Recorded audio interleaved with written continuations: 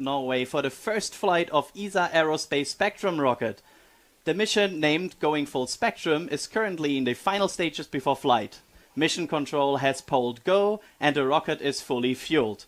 I'm Adrian Beil, host for this livestream representing NSF, NASASpaceflight.com, and I'm joined by Juliana from Isar Aerospace, who will be sharing insight throughout the broadcast. Good to have you here, Juliana. It's great to be here.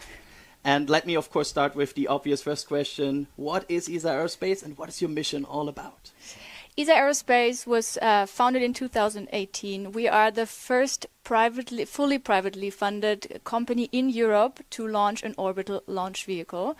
Our mission is to open space for future generations. Why is that important? Just imagine life without GPS or fast communications or internet connections, live weather forecasts. With better data from satellites, we can predict floods or storms or wildfires better and even save lives and habitats. So our vision is actually to offer independent, reliable, economic and orbit flexible launch capabilities to a wide range of customers, and we aim to do so by scaling and industrializing the production of launch vehicles.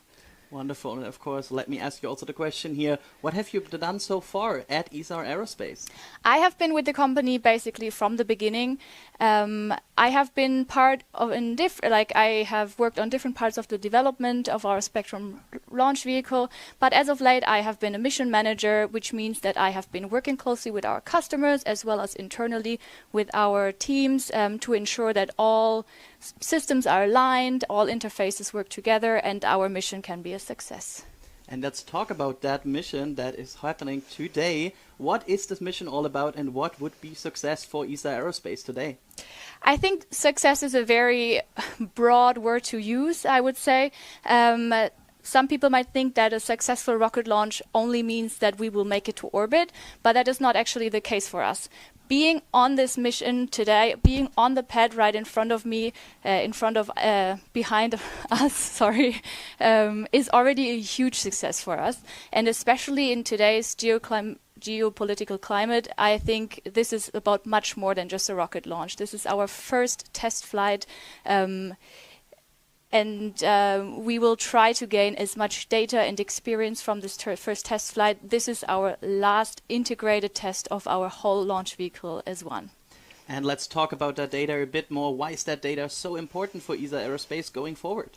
We follow an iterative approach at Isar Aerospace, which is also called rapid prototyping, where we test early on in our development in order to be faster in improving and then iterating the design. So we design a component, we then build it, we then test it.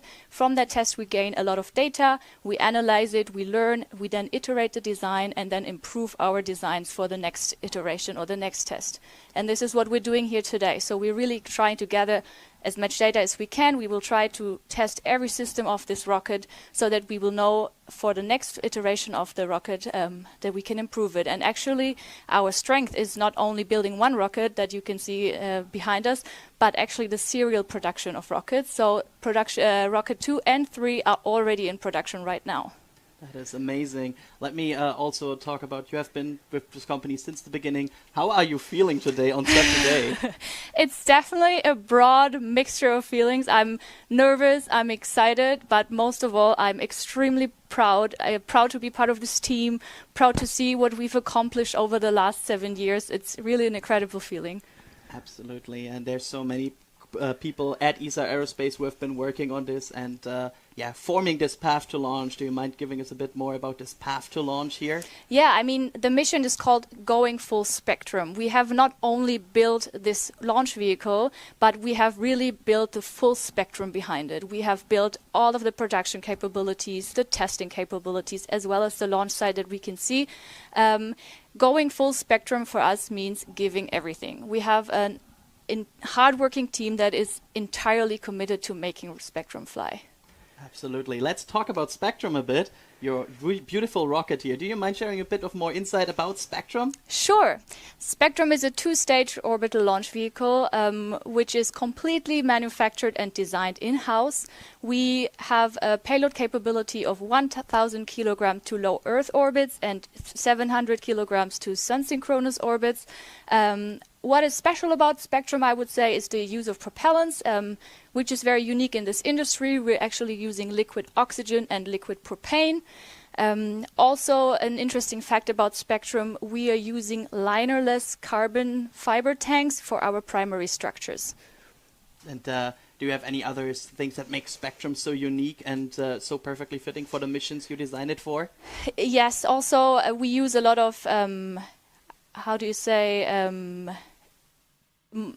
state-of-the-art materials. So, for example, all of our engines are more than 80% of our engines are 3D printed.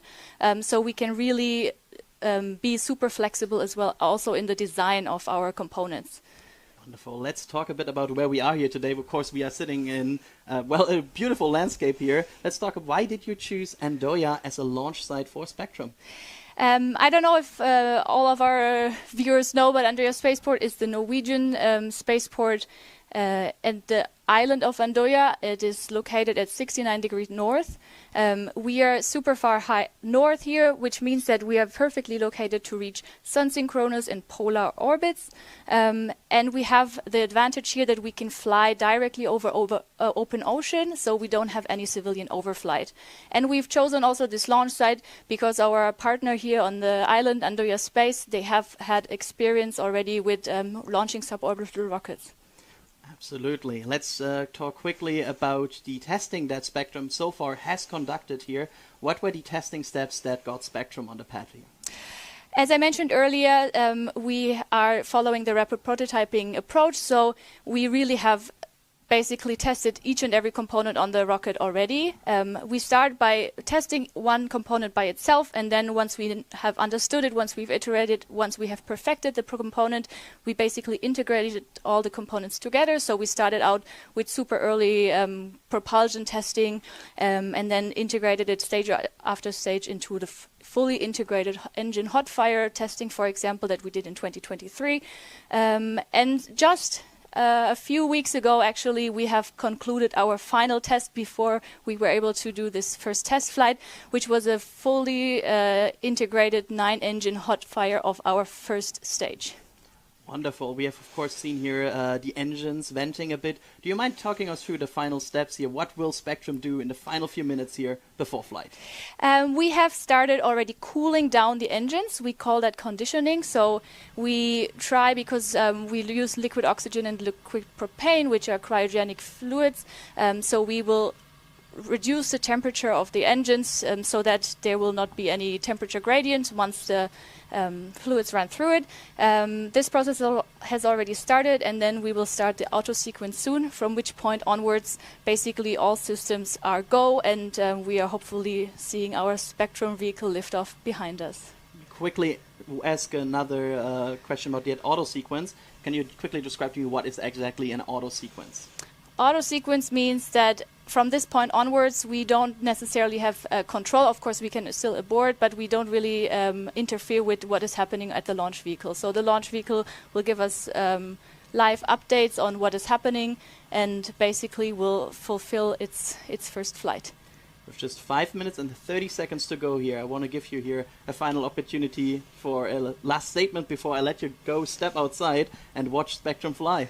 I want to direct these words directly to our Spectrum on the pad. We are all here rooting for you. Good luck, good luck.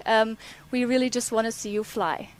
And with that, I want to, again, give you the chance to step outside and see Spectrum fly. Thanks for being with me here on the broadcast today. We might hear from you later. Thank you, Adrian. And with that, we will also start to reduce commentary here a bit and let you also listen in a bit and do the amazing pad sounds before Spectrum will fly in potentially 5 minutes from now.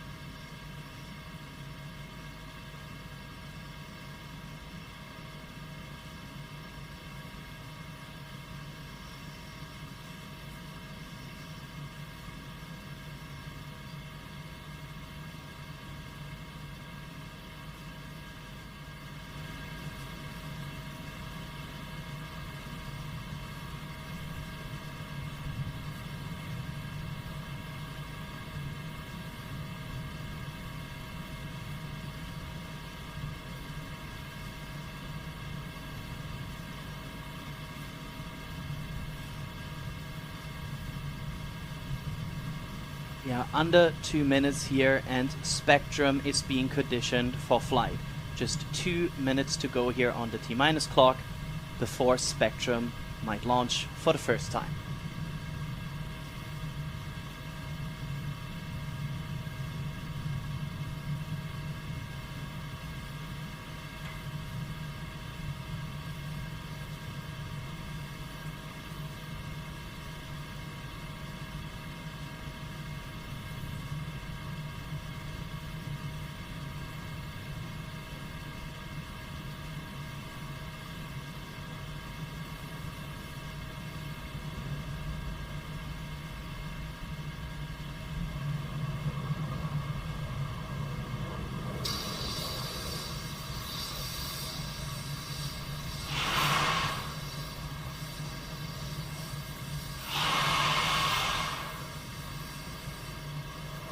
"60 seconds to go here. Spectrum is still counting down to its maiden flight in under a minute from now.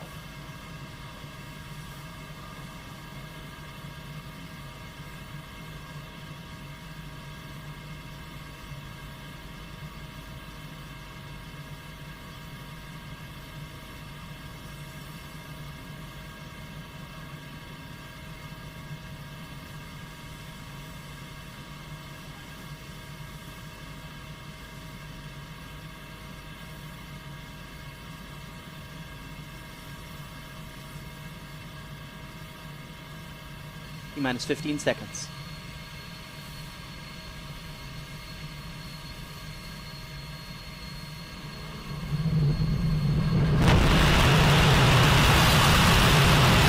And we have engine ignition. And we have liftoff of Spectrum.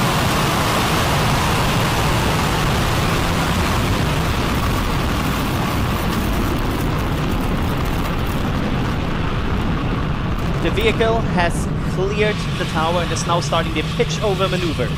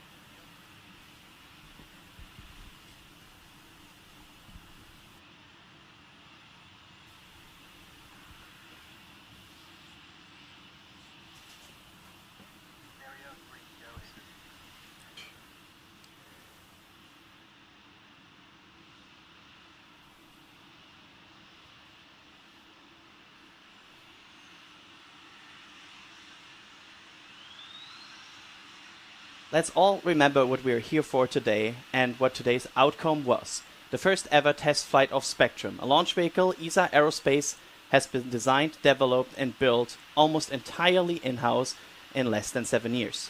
Today was the first integrated test of all systems. Many 100,000 of components were working together for the first time. And this is also how we should approach the outcome. A test that resulted in tons of data that the teams can now evaluate and learn from.